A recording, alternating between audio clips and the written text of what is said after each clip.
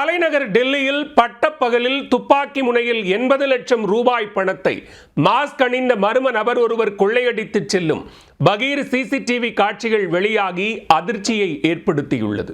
கொள்ளை சம்பவத்தின் திடுக்கிடும் பின்னணி என்ன?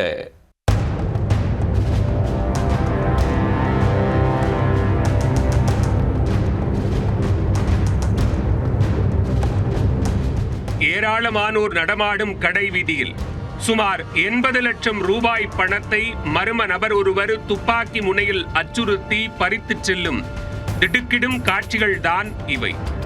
அங்காடியா வணிகர் என்றழைக்கப்படும் பணத்தை பறிகொடுத்தவரின் பின்னணி என்ன? மர்ம நபர் சிக்குவாரா?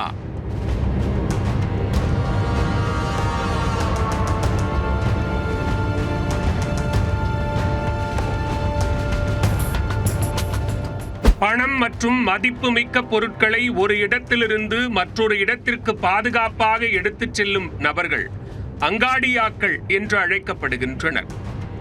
பல நூற்றாண்டுகளாக செயல்முறையில் உள்ள இந்த பாரம்பரிய முறை மூலம் இது ஒரு வங்கிக்கு இணையான சேவையை இவர்கள் வழங்கி வருகின்றனர்.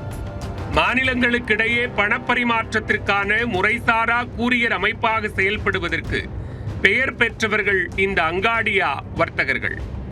அவர்களின் பரிவர்த்தனைகளின் அதிக ஆபத்து காரணமாக அதிக கண்காணிப்புக்கு இடையே பண பரிவர்த்தனைகள் மேற்கொள்வார்கள்.